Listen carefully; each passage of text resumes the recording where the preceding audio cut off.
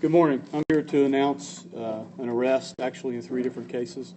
The first case is victim Marvin Smith Jr., a 19-year-old black male. On February 6th, at approximately 11:30 p.m., police were dispatched to a shooting in the 1100 block of East 15th Street.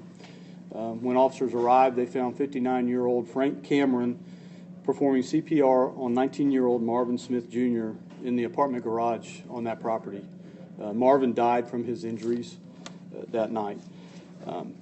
Cameron told officers and homicide detectives later in the morning that through spontaneous statements that he accidentally shot Marvin in the head with a handgun. He told them that he had received that gun to keep as protection, and he had called Marvin over to help him figure out how to operate the safety on a .38 caliber revolver, and shot him in the head accidentally. Frank Cameron has been arrested and charged with manslaughter as well as possession of a firearm by a convicted felon. And I can answer any questions on that. Any questions on that case? What was the relationship between the two? They were friends. Is there a motive? Do you know of any motive at all? At this time, he's stating that it was an accident. He's sticking to that.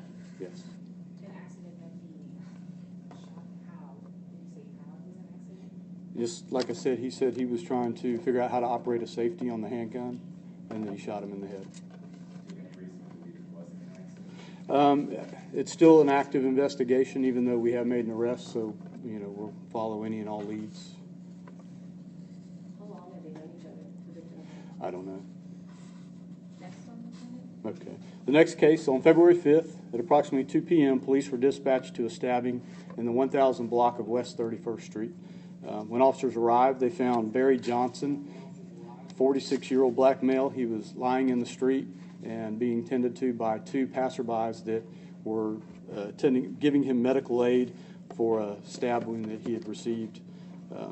Their attention was also directed to 66-year-old Albert Garvin, who was sitting on the porch at that location, at the house at that location. Officers made contact with Albert and detained him. Detectives responded, and they interviewed Albert, and they learned that Albert Garvin, a 66-year-old black male, and Barry Johnson, the 46-year-old black male victim, lived at the same location with Barry's sister, and that Albert and Barry's sister actually dated. Albert stated that he and Barry had been arguing over Barry not carrying his weight and paying bills at the house, and that Barry became upset and threatened Albert with some knives and then put him back in the kitchen, and then mentioned something about a handgun. Albert told the detectives that he wasn't concerned about a handgun because he knew that Barry didn't have one, but he was still upset, so he went and got his golf club, and he hit Barry over the head with the golf club, breaking the golf club. Albert then stabbed Barry in the neck with the shaft of the golf club, and that's when Barry ran outside and collapsed in the street. Albert Garvin has been arrested and charged with 1 count of murder. I can take Question from this guy? Can you explain the relation again between all of them? Yeah. Barry has a sister. Barry and Albert and Barry's sister live at the house. Albert dates Barry's sister. Is it Albert or Alfred? Well, he used Albert Garvin for his latest arrest, but he has had other aliases linked to his name.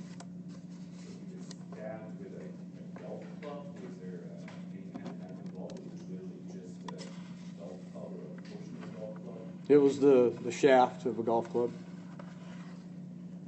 People on Periscope are asking, where did this take place? It was the 1000 block of West 31st Street, inside the residence. Any other questions on this one? And you said alcohol was involved? No. I'm sorry, I thought I read that. So you don't know if they were... I don't know if he had. I think it might have been. There might have been. All right. On January 30th, Melvin Wright, taxi cab driver for Yellow Cab, was murdered. At approximately 10 p.m. on January 30th, police were dispatched to the 7000 block of Bloxham Avenue in reference to a suspicious car in the front yard of a residence at that location. When the officers got there, they found Melvin Wright, a 62-year-old black male cab driver for Yellow Cab, was suffering from a gunshot wound to the chest. He was transported to UF Health where he died from his injuries. During the investigation, detectives learned that the yellow cab company had received a call and dispatched Mr. Wright to that location to pick up a fare. Detectives were able to associate a phone number with the original dispatch and link that number to a 15-year-old Tion Williams from that area. Tion and several other young men live at the Panama Park Youth Services near Wakefield and 63rd, and were contacted during that night and the following morning and interviewed. During these interviews, they learned that 3 young men were involved in a planned robbery of a taxi cab driver. Deron Montrell Brown Jr. was identified as the main suspect who organized the robbery. He's an 18-year-old black male.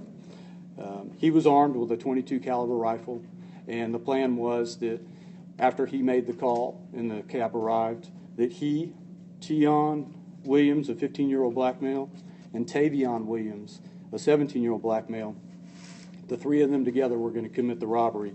Deron was to approach the driver with his .22 caliber rifle. Tion was to take the money, and Tavion was to distract the driver at the same time by getting in the back seat as a real fare. Tion and Tavion and witnesses saw Deron point the gun at the driver. As soon as he pulled the trigger and shot him, and then everyone fled. Tion and Tavion were arrested that weekend, and they've been charged with murder and armed robbery.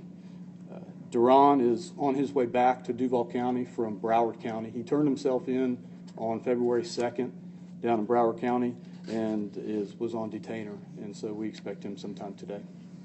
And I can take any questions. What kind of charges might be held against Brown at this point? But he'll have the same murder and armed robbery. Are any of these investigations that you mentioned, are they gang related? Do we know if they're gang related? No. None of them are? No.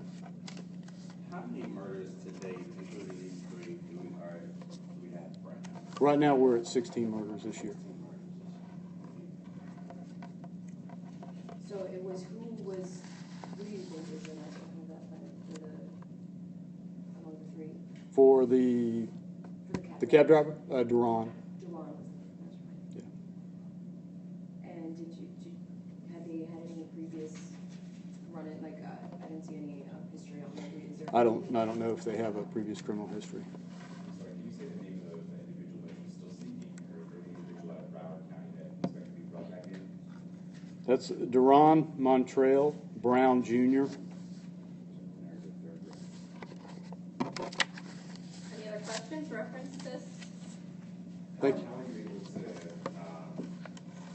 he turned himself in, so like a warrant out for him, or were you communications with him, or for people that took him? We had a warrant for his arrest, and we were looking for him. How did you guys come to find out the names of these? Could you explain that again, the names of these 3 minors? There was a phone number used to call Okay. and order up the cab. Through that phone number, we identified Tion Williams. Tion Williams lives at that youth home. And during the interview of all those young men at the youth home, we learned what the plan was and how the robbery unfolded. Excuse me, sir, what kind of youth home are we talking about? For past offenders, juvenile delinquents, what? I believe it's more of like a foster care type program. And they all live there together. Yes. Any other questions? Did Deron have any help fleeing? I mean, did he flee on his own to Broward County, or? We haven't talked to him yet, so I don't know how he got down there. Did you have all 3 in custody? Deron's in custody. He turned himself in Broward County, and he's being transported back here. The other 2? They were arrested that weekend. Any idea if they'll be charged as adults, or? I don't know. Thank you, Lieutenant. You're welcome.